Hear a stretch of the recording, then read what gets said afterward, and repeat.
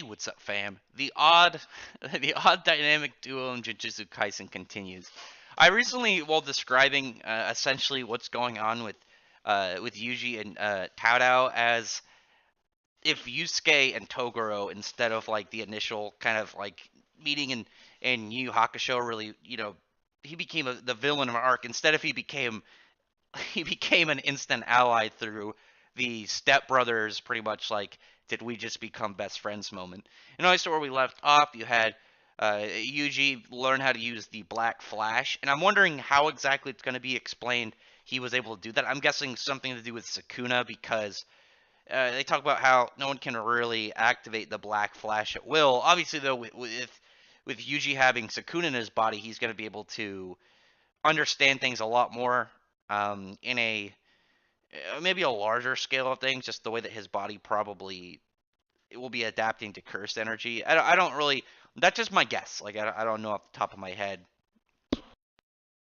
But what we do know is now that he's experienced the Black Flash, that his cursed core, his cursed energy core, will automatically like advance. It'll evolve, and it's kind of described by Toto as you're like a chef just putting ingredients into a pot, but now that he's gained the kind of like boost from the Black Flash, it'll be much more like he knows what he's doing, and much more like he'll have an understanding of what's going on, which is I think a really interesting.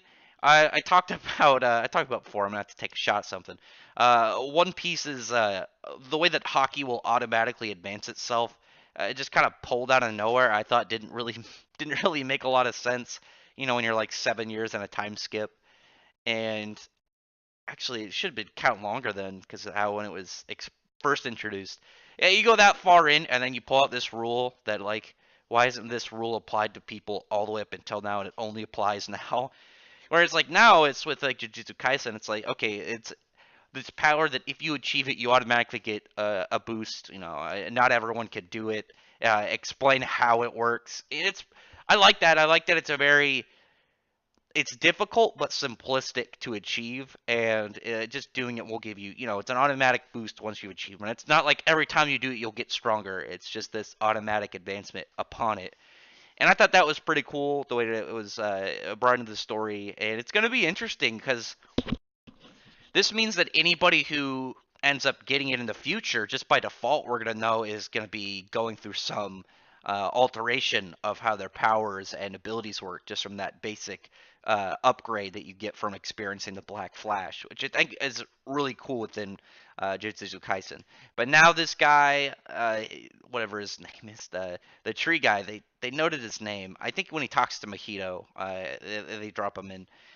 But he's like, I'm gonna get serious now. He's kind of getting annoyed. He just heals his arm, and takes off the weird fleshy cover over his other arm, and it's like the exact opposite tone of his right arm. It's instead black with white fingers and design on it, instead of white with black fingers and design.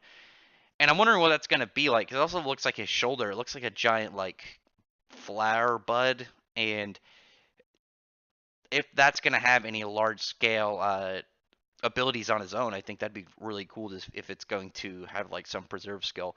But once he drops it, like he's like making these massive tree roots, even bigger than before. But even though Yuji and Taodao are taking it seriously, they're still, they're not faltering. They're still fighting head on.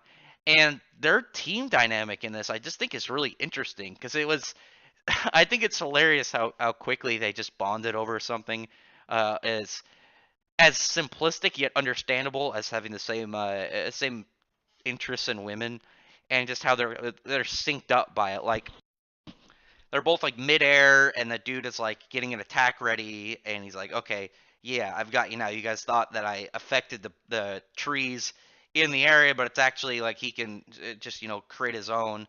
And he ends up going, and then just Yuji and Tadao just smash feet against each other to midair dodge attacks, and then keep going. Oh, the guy's name Hanami. I'm guessing because Hana, I think, means flower in Japanese. I don't remember, but they're just chatting, and again, it's such a weird sight when you see these villains who are like these cursed energy beings, and like especially Mojito, and they keep being like shown like hanging out in this like beach side on a comfortable chair, just like hanging out, just in like almost paradise stuff. Because usually you'd see the villains in some spooky, like ominous zone, but it just looks like he's hanging out like at the beach and just like, hey, let's have our chat here and we'll have a barbecue and then talk about all of our villain plans. I think that was by its own kind of cool, but once Hanami gets more serious and he's just like, all right, I gotta start busting out larger moves. He has like this cool like flower ring attack underneath and then brings up all these tree roots. But oddly enough, like after talking to Mojito about how, originally he liked killing and fighting, but he didn't really have a reason for it. It was just fun by default. But once he started to get more of an understanding of just combat and what he found in it exciting instead of just like being raw fun, it was much more of a rush for him, much more of a special kind of experience, and that by itself he thinks made him stronger. And he thinks that'll happen for Hanami, and it looks like it is. Like just because like the villain, like Hanami is just talking about how much fun he's having fighting these guys, and it's not like some cocky villain like display. It's much more of him just having like these emotional revelations in his head and just having his own moment.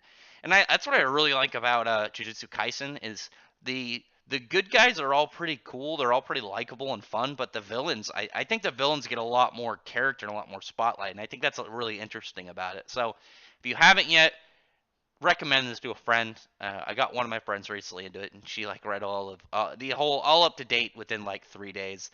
So gonna keep spreading. I'm waiting for whenever the animated is announced for this because it's definitely getting an anime. There's no way that Jujutsu Kaisen is not gonna get an anime. But other than that, tell me in the comments below and what you think about this. Do you get honestly that feeling when you see like this panel of Yuji and Tadao that it's kind of it just makes me think of if Yusuke and Toguro became friends in Yu Hakusho. Does anyone else get that feeling? I just think I think it's a really cool kind of reference to them. Other than that, I really appreciate it if you'd thumbs up the video, befriend the like button and the subscribe button, and check out my other content, my other videos. And I appreciate everyone for listening, and I appreciate all that are already subscribed. Thank you.